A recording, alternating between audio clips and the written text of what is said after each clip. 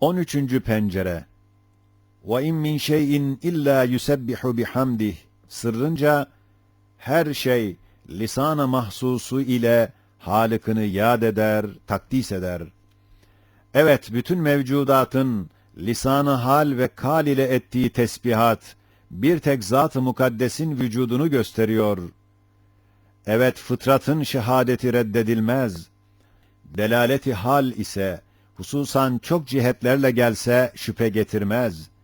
Bak, hadsiz fıtri şehadeti tazammun eden ve nihayetsiz tarzlarda lisan-ı hal ile delalet eden ve mütedahil daireler gibi bir tek merkeze bakan şu mevcudatın muntazam suretleri, her biri birer dildir ve mevzun heyetleri her biri birer lisan-ı şehadettir ve mükemmel hayatları her biri birer lisan-ı tesbihtir ki, 24. sözde kat'î ispat edildiği gibi, o bütün diller ile pek zahir bir surette tesbihatları ve tahiyyatları ve bir tek mukaddes zata şehadetleri, ziya güneşi gösterdiği gibi bir zat-ı vacibül vücudu gösterir ve kemal-i uluhiyetine delalet eder. 14. pencere. قُلْ مَنْ بِيَدِهِ مَلَكُوتُ كُلِّ شَيْءٍ وَاِنْ مِنْ شَيْءٍ اِلَّا عِنْدَنَا خَزَائِنُهُ مَا مِنْ دَابَّةٍ اِلَّا هُوَ آخِذٌ بِنَاصِيَتِهَا اِنَّ رَبِّي عَلَى كُلِّ شَيْءٍ حَف۪يظٌ sırlarınca her şey, her şeyinde ve her şe'ninde tek bir Halık-ı Zülcelal'e muhtaçtır. Evet, kainattaki mevcudata bakıyoruz ve görüyoruz ki, zaaf-ı mutlak içinde bir kuvvet-i mutlaka tezahüratı var ve acz-i mutlak içinde bir kudret-i mutlakanın asarı görünüyor. Mesela, nebatatın tohumlarında ve köklerindeki ukde-i hayatiyelerinin intibahları zamanında gösterdikleri harika vaziyetleri gibi, hem fakr-ı mutlak ve kuruluk içinde bir gınay-ı mutlakın tezahüratı var. Kıştaki toprağın ve ağaçların vaziyeti fakiraneleri ve baharda şaşalı servet ve gınaları gibi. Hem cumud-u mutlak içinde bir hayat-ı mutlakanın tereşşuhatı görünüyor. Anasır-ı camidenin zihayat maddelere inkılabı gibi. Hem bir cehli mutlak içinde muhit bir şuurun tezahüratı görünüyor. Zerrelerden yıldızlara kadar her şeyin harekatında nizamat-ı aleme ve mesalih hayata ve metalibi hikmete muvafık bir tarzda hareket etmeleri ve şuuru kârâne vaziyetleri gibi. İşte bu acz içindeki kudret ve zaaf içindeki kuvvet ve fakr içindeki servet ve gına ve cumut ve cehil içindeki hayat ve şuur, bilbedahe ve bizzarure bir kadir-i mutlak ve kaviy-i mutlak ve gani-i mutlak ve alim-i mutlak ve hayy-i kayyum bir zatın vücubu vücuduna ve vahdetine karşı her taraftan pencereler açar.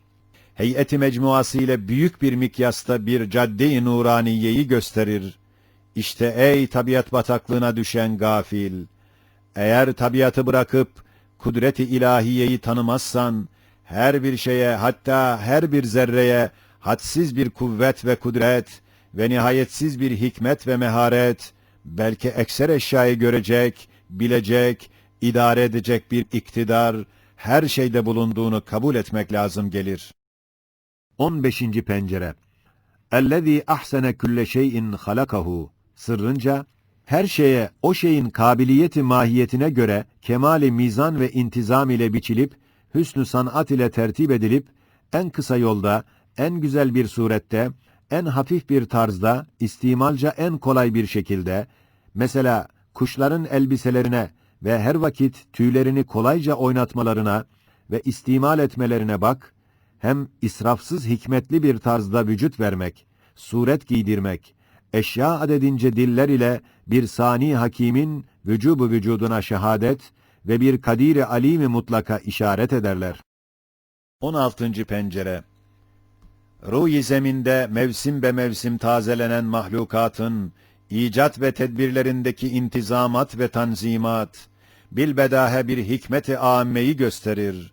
Sıfat, mevsufsuz olmadığından, elbette o hikmet-i âmme bizzarure bir hakimi gösterir. Hem o perde-i hikmet içinde harika tezyinat, bilbedahe bir inayet-i tâmmeyi gösterir. Ve o inayet-i tâmme bizzarure inayetkâr bir Halık-ı Kerîm'i gösterir. Ve o perde-i inayette umuma şamil bir taltifat ve ihsanat, bilbedahe bir rahmet-i vâsiayı gösterir. Ve o rahmet-i vâsia bizzarure bir Rahman-ı Rahim'i gösterir. Ve o perde-i rahmet üstünde dahi bütün rızka muhtaç zihayatların layık ve mükemmel bir tarzda iaşeleri ve erzakları bilbedahe terbiyekârane bir rezzakiyet ve şefkatkârane bir rububiyeti gösterir. Ve o terbiye ve idare bizzarure bir Rezzak-ı Kerîm'i gösterir.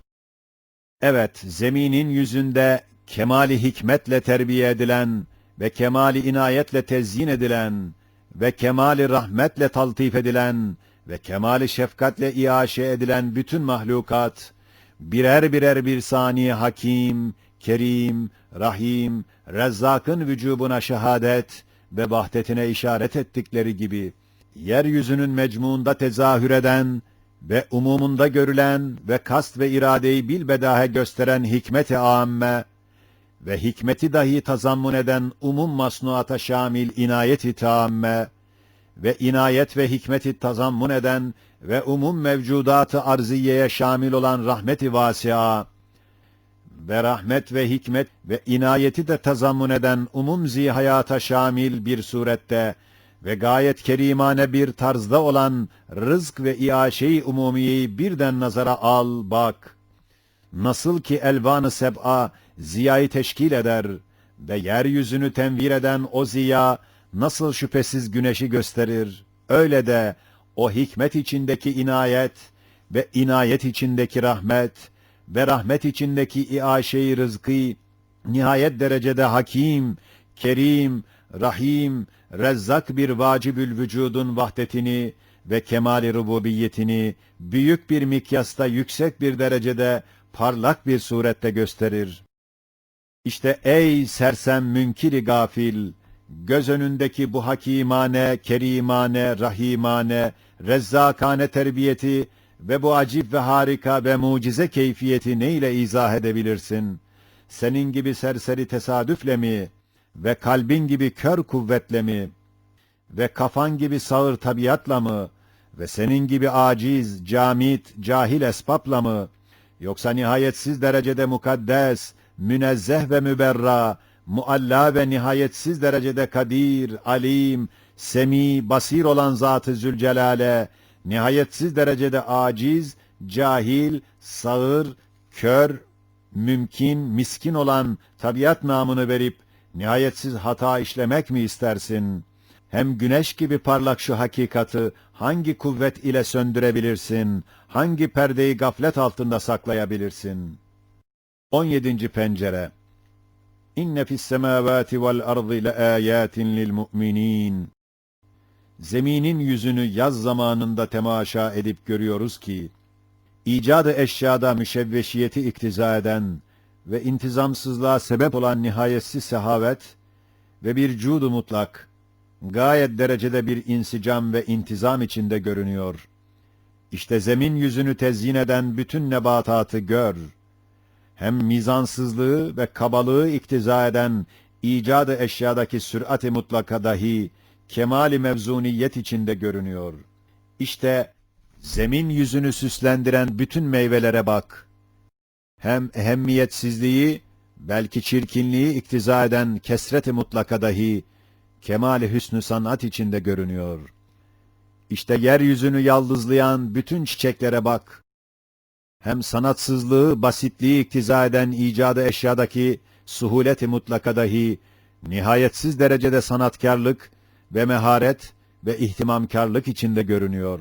İşte yeryüzündeki ağaç ve nebatat cihazatının sandukçaları ve programları ve tarihçeyi hayatlarının kutucukları hükmünde olan bütün tohumlara, çekirdeklere dikkatle bak. Hem ihtilaf ve ayrılığı iktiza eden uzaklık ve buğdu mutlak dahi bir ittifak-ı mutlak içinde görünüyor.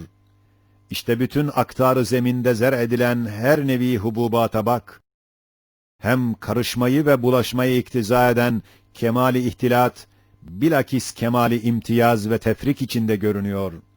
İşte bütün yer altına karışık atılan ve madde itibariyle birbirine benzeyen tohumların sümbül vaktinde kemali imtiyazları ve ağaçlara giren muhtelif maddelerin yaprak, çiçek ve meyvelere kemali imtiyaz ile tefrikleri ve mideye giren karışık gıdaların muhtelif aza ve hüceyrata göre kemali imtiyazla ayrılmalarına bak, kemali hikmet içinde kemali kudreti gör. Hem ehemmiyetsizliği, kıymetsizliği iktiza eden gayet derecede mebzuliyet ve nihayet derecede ucuzluk dahi, yeryüzünde masnuatça, sanatça nihayet derecede kıymetdar ve pahalı bir keyfiyette görünüyor. İşte o hadsiz acayibi sanat içinde, yeryüzünün rahmani sofrasında yalnız kudretin şekerlemeleri olan dutların nevilerine bak. Kemali rahmeti, kemali sanat içinde gör.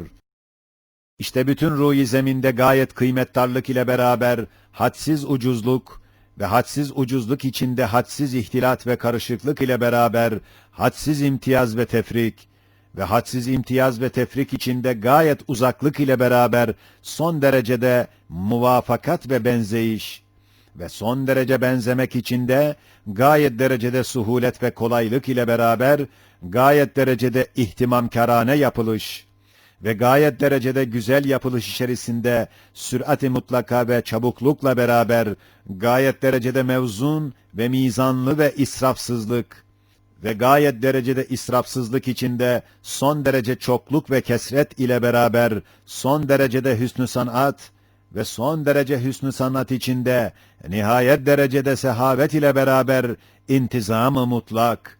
Elbette gündüz ışık güneşi gösterdiği gibi bir Kadir-i Zülcelal'in, bir Hakim-i Zülkemal'in, bir Rahim-i Zülcemal'in vücubu vücuduna ve kemali kudretine ve cemali rububiyetine ve vahdaniyetine ve ehadiyetine şehadet ederler. Lehul esmâul husna sırrını gösterirler. Şimdi ey biçare cahil, gafil, muannit, muattıl, bu hakikat-ı uzmayı ne ile tefsir edebilirsin? Bu nihayet derecede mucize ve harika keyfiyeti ne ile izah edebilirsin? Bu hadsiz derecede acip şu sanatları neye isnat edebilirsin? Bu yeryüzü derecesinde geniş bu pencereye hangi perdeyi gaflete atıp kapatabilirsin? Senin tesadüfün nerede? Tabiat dediğin ve güvendiğin şuursuz yoldaşın ve dalalette istinadgahın ve arkadaşın nerede? Bu işlere tesadüfün karışması 100 derece muhal değil mi? Ve şu harika işlerin binden birinin tabiata havalesi 1000 derece muhal olmuyor mu? Yoksa camit, aciz tabiatın her bir şeyin içinde o şeyden yapılan eşya adedince manevi makine ve matbaaları mı var?